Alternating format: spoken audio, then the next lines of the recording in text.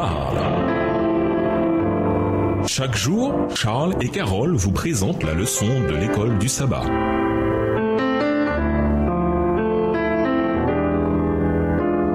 Bienvenue dans votre émission. Dieu nous parle. Nous voilà à la leçon de lundi. Péché, sacrifice et acceptation. Hébreux 9, le verset 22. Selon ce que Dieu avait ordonné dans l'Ancien Testament, les pécheurs pouvaient se libérer de leurs péchés et de leur culpabilité en sacrifiant des animaux. Les offrandes et les sacrifices du culte israélite sont présentés dans les chapitres 1 à 7 de Lévitique. Une attention particulière était accordée à l'utilisation du sang dans les différents types de sacrifices. En effet, le rôle du sang dans les rites sacrificiels était l'une des caractéristiques communes à tous les sacrifices. La personne qui avait péché et qui avait donc rompu la relation d'alliance et enfreint la loi pouvait être restaurée et renouée avec Dieu et l'humanité en sacrifiant un animal qui servait de substitut. Les sacrifices et tous les rites qui y étaient associés étaient le moyen choisi par Dieu pour permettre aux êtres humains d'être purifiés de leurs péchés et libérés de leurs sentiments de culpabilité. Les sacrifices avaient pour but de purifier le pécheur en transférant sa faute et sa culpabilité dans le sanctuaire par l'aspiration de sang et en rétablissant la relation d'alliance du pécheur repentant avec le Dieu sauveur. Dans quelle mesure les concepts mentionnés ci-dessus nous aident-ils à comprendre les questions posées à la fin de l'étude d'hier? Quel était le sens prophétique du sacrifice d'animaux? Lisons Ésaïe 53, les versets 4 à 12 et Hébreux 10, verset 4. Ésaïe 53, les versets 4 à 12. Cependant, ce sont nos souffrances qu'il a portées, c'est de nos douleurs qu'il s'est chargé, et nous l'avons considéré comme puni, frappé de Dieu et humilié. Mais il était blessé pour nos péchés, brisé pour nos iniquités. Le châtiment qui nous donne la paix est tombé sur lui, et c'est par ses meurtrissures que nous sommes guéris. Nous étions tous errants, comme des brebis, chacun suivait sa propre voie, et l'Éternel a fait retomber sur lui l'iniquité de nous tous. Il a été maltraité et opprimé, et il n'a point ouvert la bouche, semblable à un agneau qu'on mène à la boucherie, à une brebis muette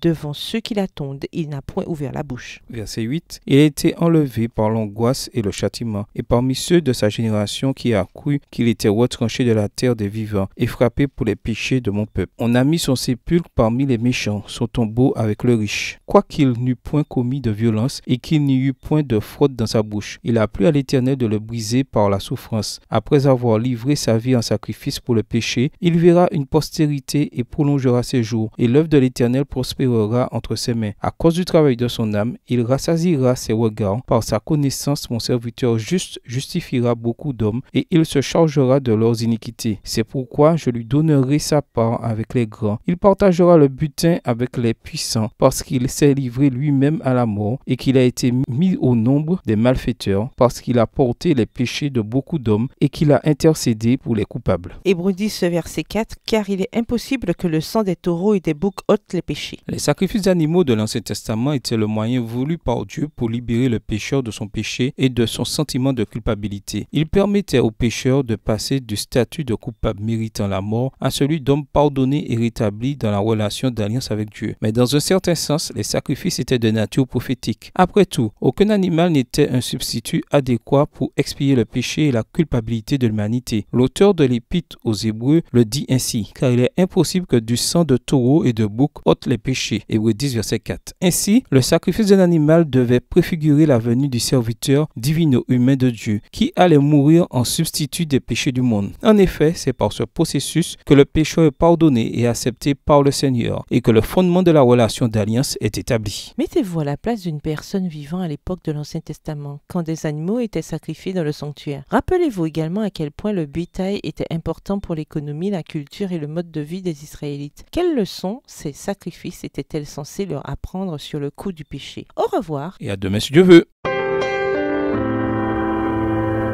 Dieu nous parle. Chaque jour, Charles et Carole vous présentent la leçon de l'école du sabbat.